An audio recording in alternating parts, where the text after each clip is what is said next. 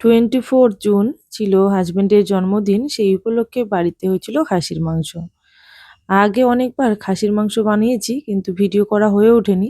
তাই আজকে যেহেতু ভিডিওটা করেছি তাই আপলোড করে দিচ্ছি।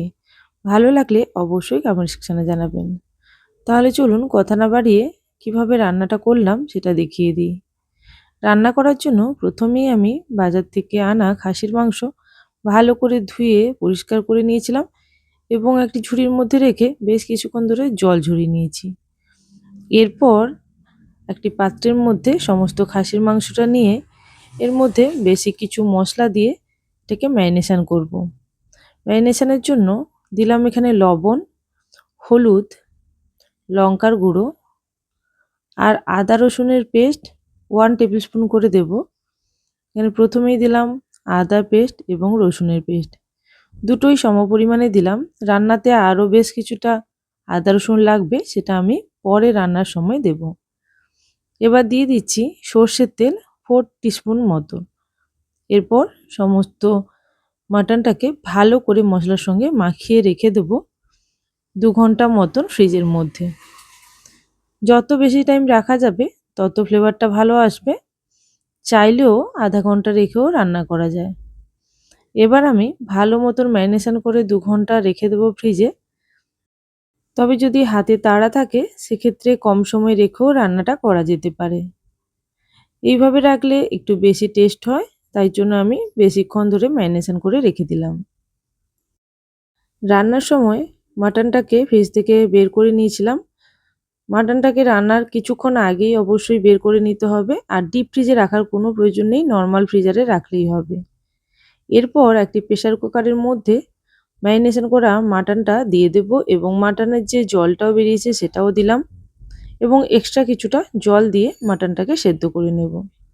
তবে খুব বেশি পরিমাণে জল দেওয়ার প্রয়োজন নেই, ওই ধরুন হাফ বাটি পরিমাণ দিলাম, যাতে নিচে না লেগে যায় তার মতন করে। তারপর 2টো সিটি দিয়ে দিয়েছি। এতে মাটনটা প্রায় 40% সেদ্ধ হয়ে গেছে। এবার মাটনটাকে বের করে নিয়ে রান্না করব। আর আগে থেকেই আমি একটি কড়াইয়ের মধ্যে সর্ষের তেলে রান্নাটা করব বলে আলুটা ভাজতে বসিয়ে দিয়েছিলাম। আলুটা এখানে যেহেতু চন্দ্রমুখী নিয়েছি তাই 90% ভেজে নিচ্ছি। এরপর রান্না করার জন্য ওই তেলের মধ্যেই দিয়ে দেবো গোটা গরম মশলা ফোড়ন। আর এখানে 1.5 কিলো মাটন ছিল, তার জন্য 5টি মাঝারি সাইজের পেঁয়াজ নিয়েছি। পেঁয়াজটাকে ভালো করে কুচি করে নিয়েছিলাম। এরপর পেঁয়াজটাকে ভালো মতন ভেজে নেব গোল্ডেন কালার আসা পর্যন্ত। পেঁয়াজটা তাড়াতাড়ি নরম হয়ে যাবে তাই অল্প পরিমাণে লবণও দিলাম। গ্যাসের ফ্লেম মিডিয়াম রেখে পেঁয়াজটাকে গোল্ডেন করে ভেজে নেওয়ার পরে দিয়ে দিচ্ছি আদা রসুনের পেস্ট। এখানে রসুন দিলাম 2 টেবিল স্পুন, আদা দিলাম 1 টেবিল স্পুন।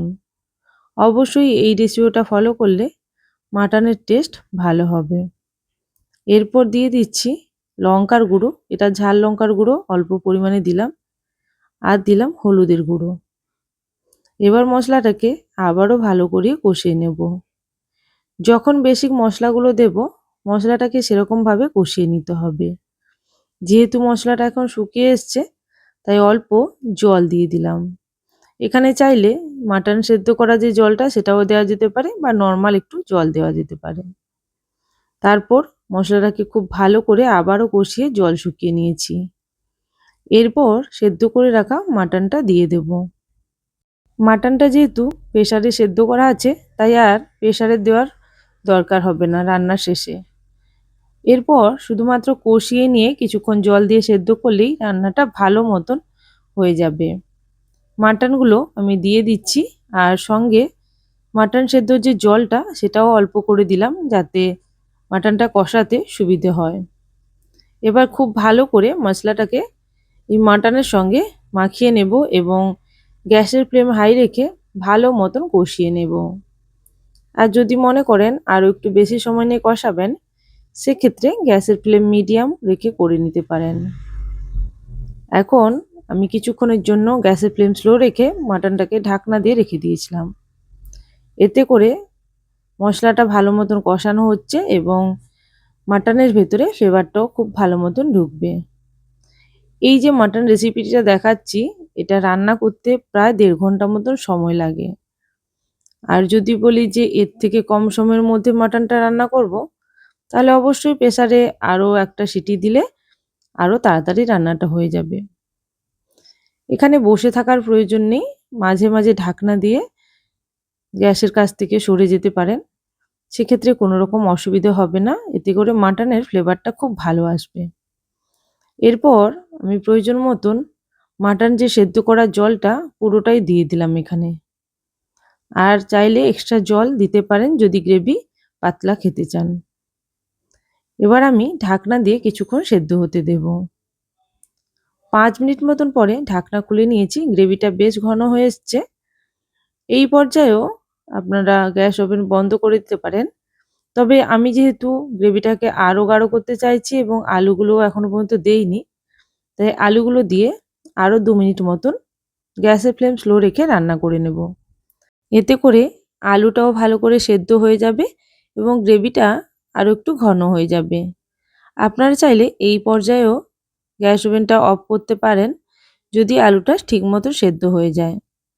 তবে আমি ঢাকনা দিয়ে আরও 2 মিনিট মতন রান্না করে নিয়েছিলাম একেবারে স্লো ফ্লেমে। এখন ওপর থেকে পুরোপুরি তেল ভাসতে শুরু করেছে, রান্নাটা একেবারেই রেডি। তবে একেবারে শেষে 2টি স্পেশাল মশলা দিতে হবে, যেমন কিছুটা শাহি গরম মশলা আর ঘি।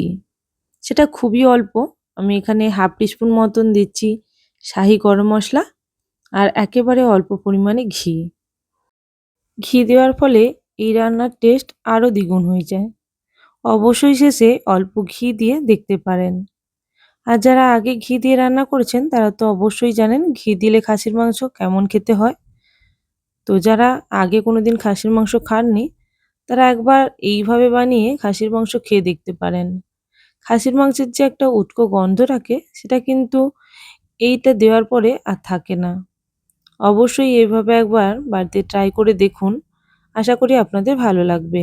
অনেক সময় বাড়িতে বাচ্চা থাকলে কষার সময় মাটন বা চিকেন খেতে চায়, সেক্ষেত্রে আপনারা যদি আগে থেকে এইভাবে প্রেসার কুকারে সেদ্ধ করে নিয়ে তারপরে রান্নাটা করেন, সেক্ষেত্রে কষা মাংস বাচ্চাদেরকে দেওয়া যেতে পারে বা বড়রা চাইলেও খেতে পারেন। আর এই মাটনের রেসিপিটি একেবারে বিয়েবাড়ির রান্নার মতন হয়। বাড়িতে ঘরোয়া মশলা দিয়ে এইভাবে যদি বিয়েবাড়ির মতন রান্না করা যেতে পারে তাহলে আর মন্দ কি। এইভাবে যদি বাড়িতে একবার বানান তো অবশ্যই আমাকে কমেন্ট সেকশানে জানাবেন যে আপনাদের খেয়ে কেমন লাগলো। আর হ্যাঁ, যারা এখনও পর্যন্ত চ্যানেলটিকে সাবস্ক্রাইব করেননি অবশ্যই চ্যানেলটিকে সাবস্ক্রাইব করে নিয়ে পাশে থাকা বেল নোটিফিকেশানে ক্লিক করে রাখবেন, যাতে করে আমার চ্যানেলে নতুন রেসিপি আসার সঙ্গে সঙ্গে আপনাদের কাছে সবার আগে নোটিফিকেশান পৌঁছে যায়। তাহলে আজকের জন্য এই পর্যন্ত, আবারও চলে আসবো নতুন একটি রেসিপির সঙ্গে। ততক্ষণের জন্য সবাই ভালো থাকবেন, সুস্থ থাকবেন। Thank you for watching my video.